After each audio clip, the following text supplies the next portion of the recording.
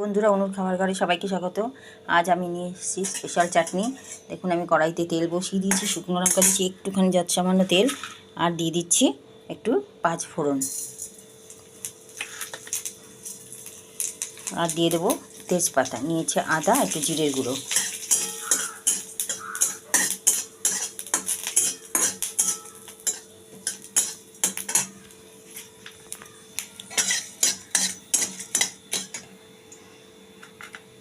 এবার দিয়ে দেবো আদা,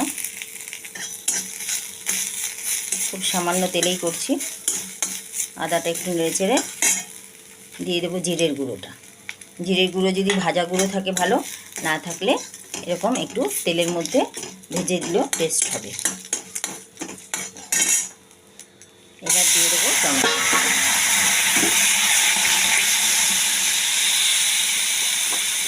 আর কিছুই না, টমেটো, হলুদ, নুন,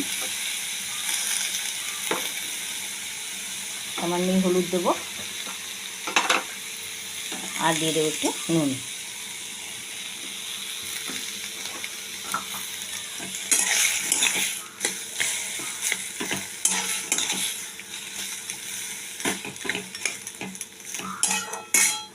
একটু সামান্য জল দিয়ে দিচ্ছি সেদ্ধ হওয়ার জন্য, দিয়ে এবার আমি ঢাকা দিয়ে দেবো। টমেটোটা পুরো গলে গেলে তারপর আমি মিষ্টি দেবো এর মধ্যে।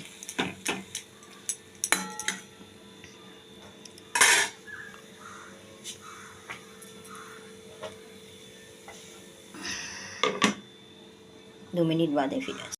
দেখুন বন্ধুরা, আমি ফিরে এসেছি। এটা আমার অনেকটাই সেদ্ধ হয়ে গেছে টমেটোটা। এবার আমি এটাকে একটু ন্যাশ করে দিচ্ছি, ন্যাশা দিয়ে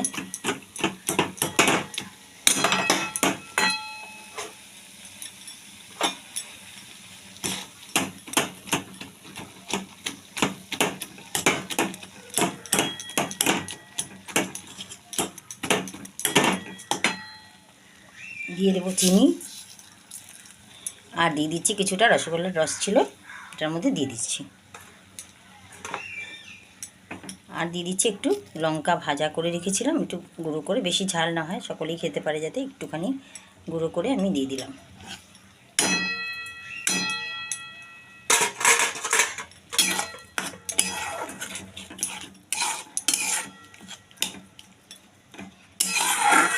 দারুণ লোভনীয় টেস্টি হয় খেতে, আপনারা বানিয়ে খেয়ে দেখবেন।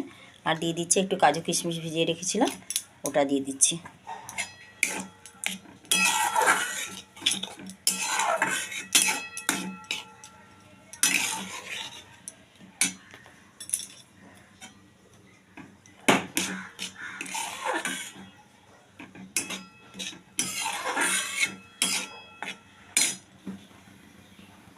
এবার ফুটলে, ঘন হলে চাটনি রেডি হয়ে যাবে। তো এইরকম নতুন নতুন রান্না পেতে গেলে আপনারা চ্যানেলটি সাবস্ক্রাইব করবেন, লাইক শেয়ার করতে ভুলবেন না। আর দারুণ টেস্ট লাগবে, একবার খেলে আবার করে খেতে ইচ্ছা করবে। এভাবে আপনারা বানিয়ে খেয়ে দেখবেন, দারুণ মশলাদার চাটনি হয়ে যাবে।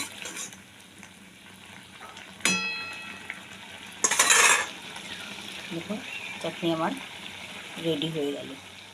আর অনুষ্ঠান বাড়ির মতো চাটনি করতে গেলে এর মধ্যে একটুখানি দিয়ে দেবেন ঘি, তাহলেই আরও মশলাদার হয়ে যাবে। যত সামান্য একটুখানি ঘি দিয়ে দিলাম আমি, বাস রেডি হয়ে গেল আজকের স্পেশাল টমেটোর চাটনি।